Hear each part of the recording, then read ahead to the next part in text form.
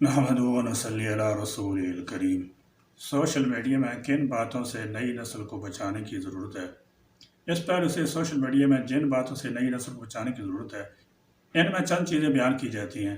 Number 1، چھوٹے بچوں کو جہاں تک ممکن ہو اس سے دور رکھا جائے تاکہ ان کی پہنچ ایسی تصویروں تک نہ ہو جو ان کے ذہن کو پرامداد کر دے یا قتل و ظلم کے مناظر دیکھ کر ان میں مجرمانہ سوچ پیدا ہو جائے۔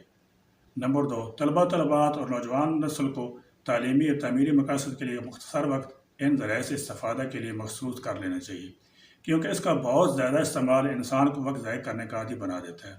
بعض چیزوں کو زیادہ دیر تک دیکھنے کا خوب ہو جاتا ہے کہ اصل کام سے اس کی توجہ ہٹ جاتی ہے۔ یہ بھی ایک طرح کا لعب ہے جس سے بچنے کا حکم دیا گیا ہے، اور یہ صحت کے نقطہ نظر سے بھی نہایت نقصان دہ ہے۔ نمبر 3، جو عمل عام حالات میں جائز نہیں ہے وہ ان ذرائع کے ذریعے بھی جائز نہیں ہے، جیسے جھوٹ، بہتان تراشی، لوگوں کی کوتاہی کو تشدد کرنا، مذاق اڑانا، سب و شتم کے الفاظ لکھنا یا کہنا۔ یہ سب کبیرہ گناہوں میں سے ہے اور ان سے بچنا شرعی فریضہ ہے۔ نمبر 4، ایسی خبریں لکھنا یا ان کو آگے بڑھانا جن سے اختلاف بڑھ سکتا ہے جائز نہیں ہے، اگرچہ کہ وہ سچائی پر مبنی ہوں، اس لیے کہ جو سچ مسلمانوں کے دلوں کو پارا پارا کرتا ہو اور انسان کے درمیان نفرت کے بیج بوتا ہو، اس سے وہ جھوٹ بہتر ہے جو ٹوٹے ہوئے دلوں کو جوڑنے اور اختلاف کے اتحاد سے بدلنے کا کردار ادا کر سکے۔ نمبر 5، ایسی چیزیں دیکھنا، دکھانا، لکھنا، پڑھنا سب کا سب حرام ہے جو فحشاء اور بے حیائی کے دائرے میں آتا ہو، خواہ وہ تصویر کی شکل میں ہو یا آواز کی، تحریر کی شکل میں ہو یا کارٹون کی، شعر کی شکل میں ہو یا لطیفہ کی۔ ان چیزوں سے اپنی حفاظت کرنا اس دور میں نوجوان کے لیے بہت بڑا جہاد اور ایک عظیم عبادت ہے۔